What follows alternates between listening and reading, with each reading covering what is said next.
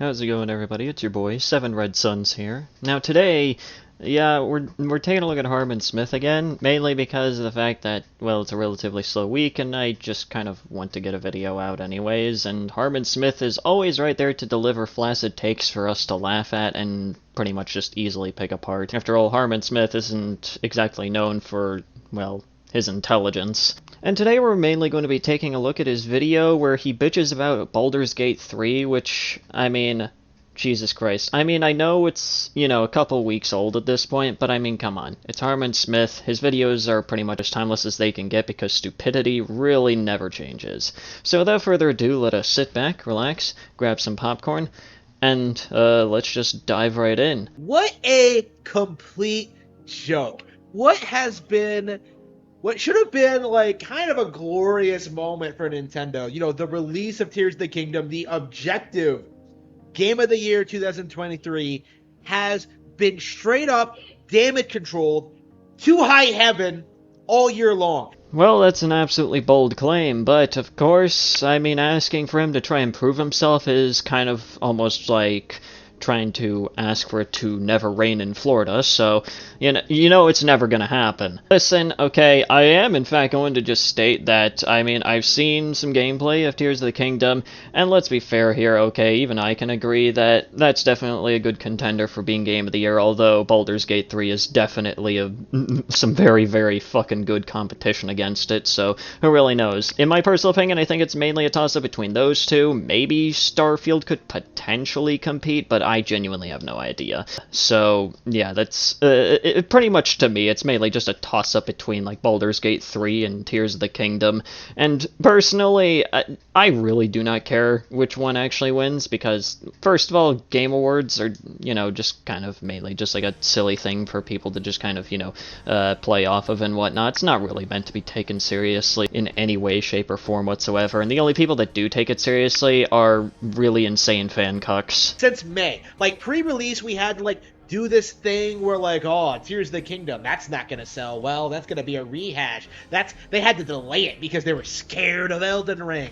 There are so many better games coming out. Games like Forspoken, Final Fantasy 16, Starfield, Armored Core 6.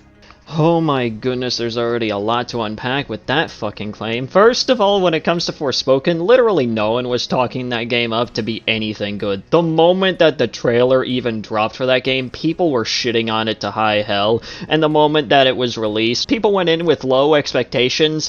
The moment that they ended up playing the game, they still ended up leaving disappointed because of just how unbelievably bad it was. So literally no one was talking up fucking Forspoken. Everyone knew that was going to suck.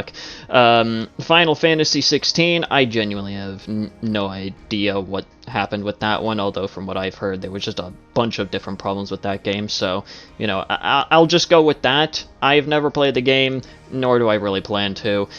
And when it comes to Armored Core 6 and Starfield, well, first of all, Armored Core 6, at least from what I've seen, looks decently fun, although, once again, I often hear that the bosses in Armored Core 6 are a little bit ridiculous, so. And with Starfield, I mean, let's be fair here, Starfield dropped, and I enjoy it, okay? That's really all you need to know. It's still a Bethesda game, so, if you enjoy Bethesda, you'll enjoy it. If you don't enjoy Bethesda games, you probably won't enjoy it. If you've never played a Bethesda game, well, I mean, I'd recommend it, and so would Critical, because they basically just quoted him word for word. There were so many people talking so much trash about Tears of the Kingdom, and then the game comes out, and it, kind of blows everyone's expectations out of the water. It's one of the best games ever made. It improves on a lot of aspects of Breath of the Wild, and it's a real innovator. It is something that, people don't get very often, a genuinely good video game. And it's definitely an extremely bold claim, once again. First of all, I genuinely do not remember anyone actually, actively trashing on Tears of the Kingdom whatsoever. I mean, sure, there were probably some people that were bitching about the delays when it comes to Tears of the Kingdom, and that's kind of expected. But there's no way in hell that I've checked around during the time leading up to the fucking release of Tears of the Kingdom. People were fucking hyped as shit for that game. So, I mean, I don't know what the hell you're even talking about, Harman Smith. It just seems as if you just see one person, one idiot contrarian going Tears of the Kingdom is gonna suck, and immediately just label everyone else that isn't you as that one single person that you came across on your fucking YouTube recommended. Like, Jesus Christ, how sad can you get?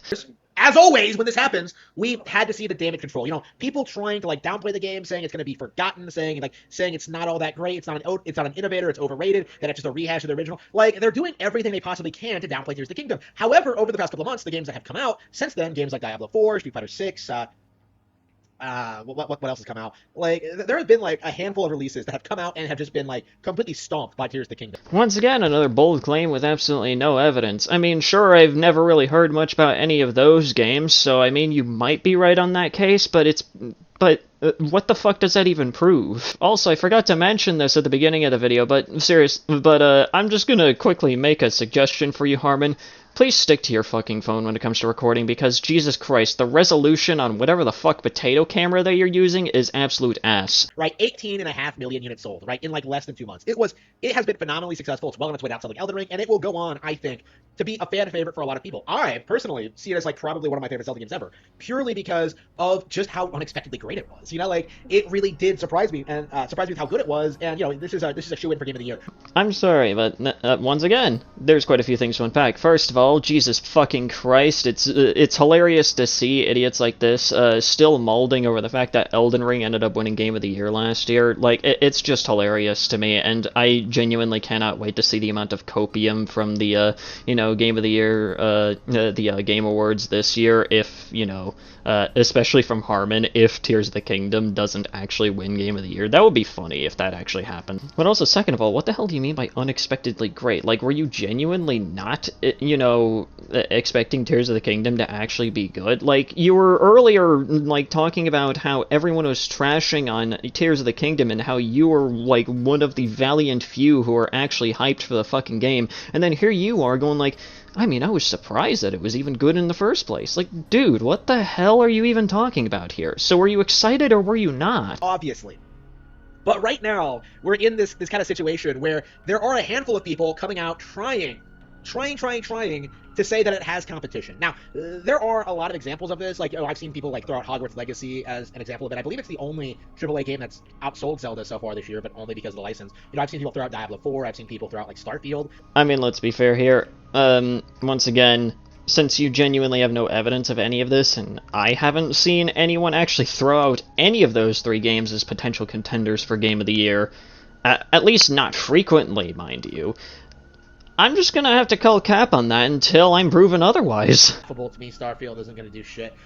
Alan Wake 2 is coming out. Like, there are all these games that are like that people are just trying desperately to pretend can contend for Game of the Year, and it's really not even close. And everyone knows it's not even close. But as it so happens, like, a lot of people are just obsessed over the idea of, like, not allowing Nintendo to win Game of the Year. I don't think people are obsessed with not letting Nintendo win Game of the Year. I think it's just that people recognize that there are other games that could potentially be competition for Tears of the Kingdom.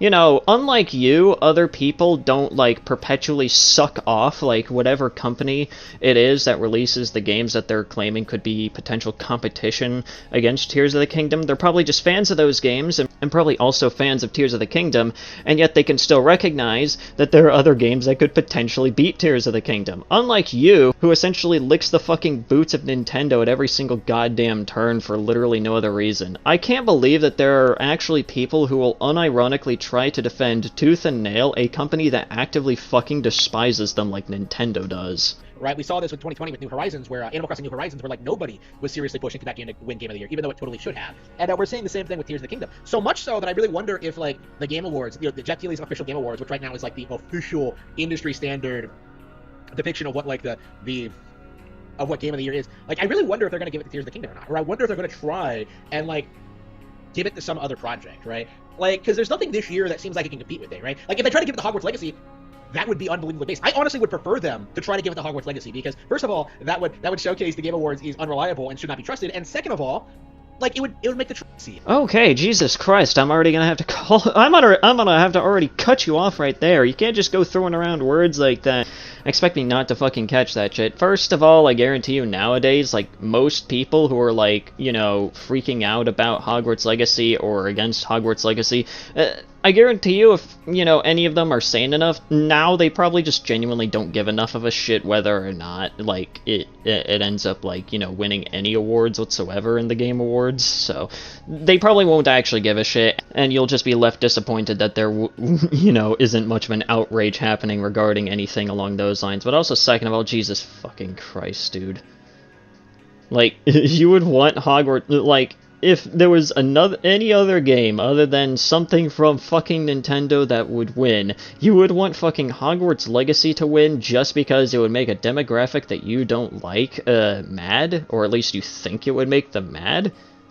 Are you actually that fucking stupid? Right, so I personally would prefer Hogwarts Legacy to win, like, Game of the Year officially by most of these outlets purely for political reasons. But okay, wow, he actually is that stupid. Moving on. The Game Awards is an unreliable source of information, right? Like, and how is it an unreliable source of information? Oh wait, it's because last year they gave the Game of the Year award to, you know, Elden Ring, a game that still lives rent-free in his head to this year, and I really wonder if, you know, Tears of the Kingdom doesn't win Game of the Year, I wonder if, you know, whatever game does end up winning Game of the Year is going to be the brand new Elden Ring in his head, and he's going to be seething about that for the next year. That would be unironically hilarious. Or maybe he'll start seething about both Elden Ring and whatever game ends up winning Game of the Year that isn't from Nintendo.